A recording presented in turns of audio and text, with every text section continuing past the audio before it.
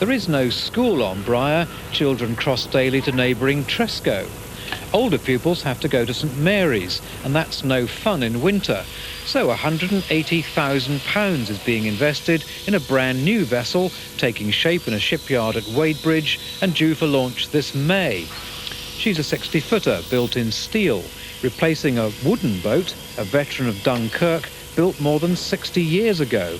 They've operated these open launches on the Scillies for quite a considerable number of years.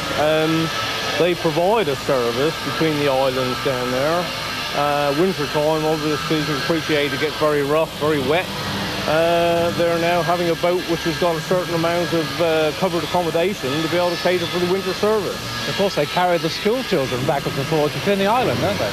Yes, that's right. Yes, they have this twice-a-day daily service to carry the school children, and also workmen from St Mary's, Tresco and Briar, and that. And as I say, they'll now be able to carry out this service with undercover accommodation, regardless of weather.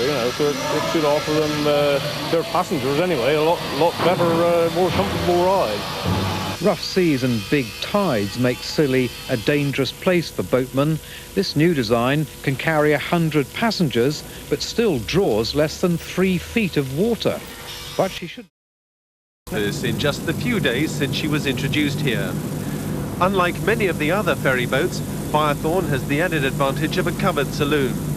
The boat, which was built at Wadebridge, meets the latest Department of Transport safety regulations, including a flush deck. She's capable of 12 knots and handles well in rough weather. We certainly expect this to be able to deal with anything that's thrown at us in here between the islands, yes. And can that be quite changeable? Wintertime, certainly it can be very unpleasant here. Hopefully through the summer months we don't get too much of it, but there are gales obviously at times, and this boat will certainly deal with that very well.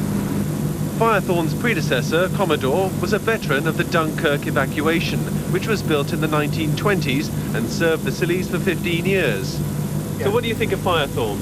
It's very good, but the other boats give more atmosphere, and they've been going a longer while in the Scillies than this one. But it's a good improvement, I think. It's super, yes. I don't think I'd like to do this crossing in one of the smaller boats, actually, so it's nice to be on this. How do you feel about it? Oh, it's lovely. It's the first time we've been on it, and obviously it takes a lot more people, more comfortable, generally speaking, than the smaller boats. So yes, we've enjoyed it. I like the Firethorn as well.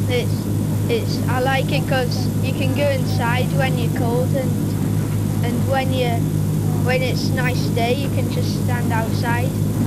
And for more remote islands, this boat has a bow door, which opens for beach landings. Useful. Sport Now and Exeter City manager Terry Cooper said today that he'll decide within the next 3 weeks whether he'll quit the